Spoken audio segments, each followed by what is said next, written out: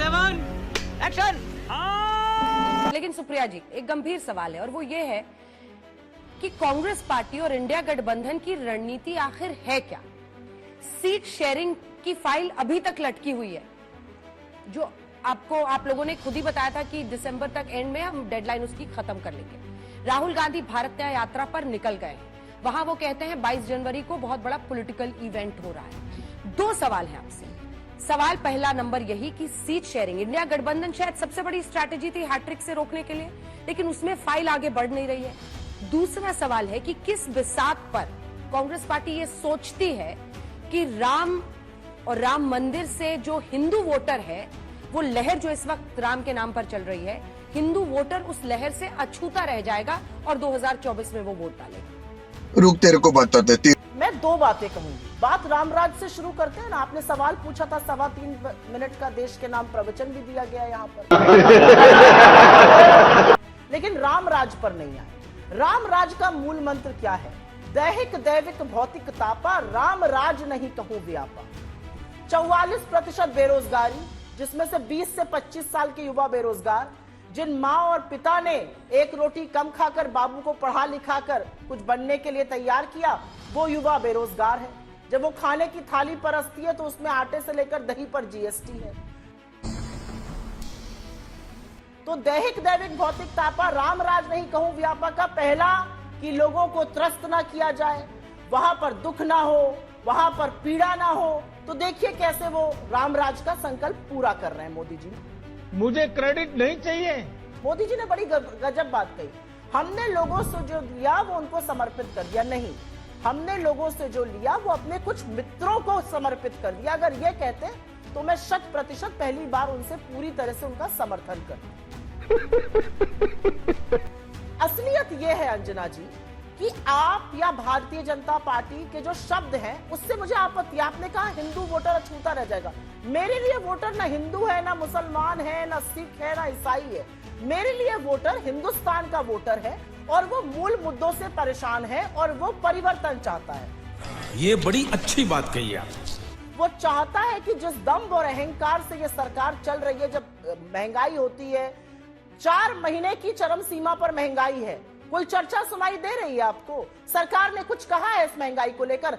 9.5% पर खाद्य में महंगाई है। फूड इन्फ्लेशन 9.5% पर है। शहरी क्षेत्रों में 10% पर है। क्या बात कर रहे हैं? सरकार के चेहरे पर शिकन आ रही है? नहीं आ रही है। क्यों? क्योंकि खड़े होकर कह देंगे जी हम तो लहसुन प्याज नहीं खाते, कुछ और भी बोल देंगे हम ये चीजें नहीं खाते। 9.5% फूड इन्फ्लेशन, कंजम्पशन आधा हो गया है, मतलब लोग उपभोग कम कर रहे हैं। ये सब क्या दिखाता है? ये सब दिखाता है कि लोग परेशान हैं बेरोजगारी से, महंगाई से, आर्थिक असमानता से। लोग परेशान हैं महिला अपराध से। IIT BHU में अगर आपके गुर्गे पकड़े जाते हैं तो लोग सवाल पूछ रहे हैं कि रामराज की परिकल्पना क्या थी? जिस मर्यादा पुरुषोत्तम के नाम पर आप बात करते हैं, वो मर्यादा पुरुषोत्तम के सामने आप कैसे सिर झुका के खड़े होते हैं? जिस मर्यादा पुरुषोत्तम की आप बात करते हैं वो राम तो सबके हैं। कोई आपकी ना बपौती है ना आपका आधिपत्य है राम पर। चुप हो जाओ, चुप हो जाओ। इन्होंने कहा कंजम्पशन कम हो रहा है, तो अभी का डाटा है कि पिछले साल में भारतीयों में 41 लाख 4 व्हीलर्स खरीदे, 41 लाख। कंजम्पशन कम होता दिखाई पड़ रहा है। हवाई यात्रा में भारी वृद्धि हुई है, कंजम्पशन कम होता दिखाई पड़ रहा है।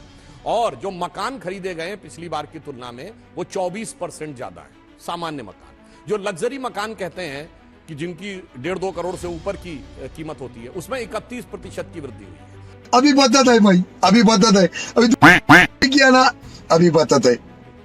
क्या कहा? कारें ज्यादा खरीदी जा रही हैं, लग्जरी घर ज्यादा खरीदे जा रहे हैं। अरे प्रभु, इसीलिए तो कहते हैं आप सूट बूट की सरकार है। करवाली बेइज्जती।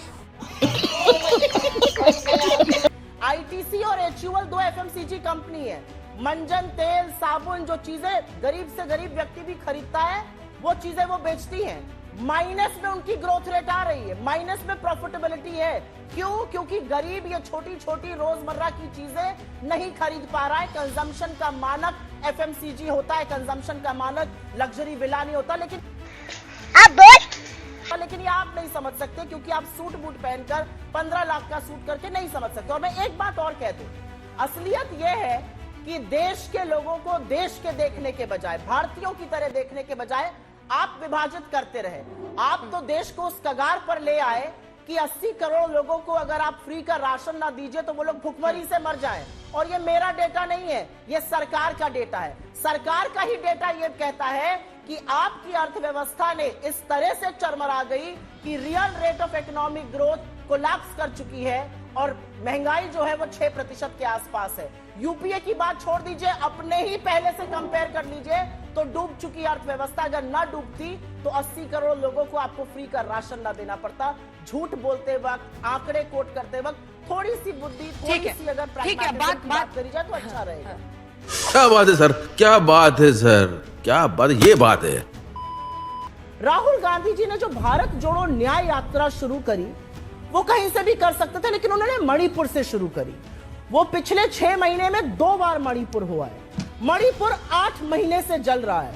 वहां की बेटियां, वहां की औरतें, वहां की माएं आंसू से रोती हैं और पूछती हैं कहां है इस देश का प्रधानमंत्री?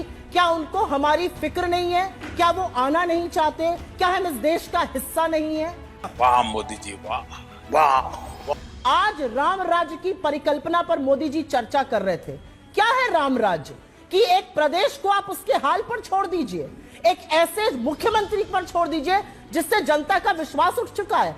8000 के 2-2 प्लेन है मोदी जी के पास, लेकिन एक बार मौका नहीं मिला कि 8 महीने में एक बार मणिपुर चले जाए। 10 साल प्रधानमंत्री रह चुके मोदी जी। 80 से ज्यादा प्रेस कॉन्फ्रेंस राहुल गांधी जी ने इस दौरान में कर दी, मोदी जी ने एक नहीं करी, क्योंकि आप लोगों के सवालों से डरते हैं जो सवाल पूछे ही नहीं जा रहे हैं। असलियत ये है रामराज, और इसकी परिकल्पना होनी चाहिए। शाबाश बेटा, बहुत बढ़िया। बात कहता हूं मणिपुर के साथ बिल्कुल कष्ट की बात है। आज 8 महीने हो गए मणिपुर की घटना को। मणिपुर के साथ ये न्याय है कि कांग्रेस पार्टी ने आज तक एक भी नोटिस मणिपुर सरकार के खिलाफ नहीं दिया। ये आपकी दलील है अब दूसरी मणिपुर न जाने के लिए? पूरी बात सुनिए, शर्म कीजिए। मगर बेशर्मो, शर्म करो, शर्म। आप ही है सब कुछ मेरी जिंदगी में, और ये जिंदगी भी आप ही के लिए है।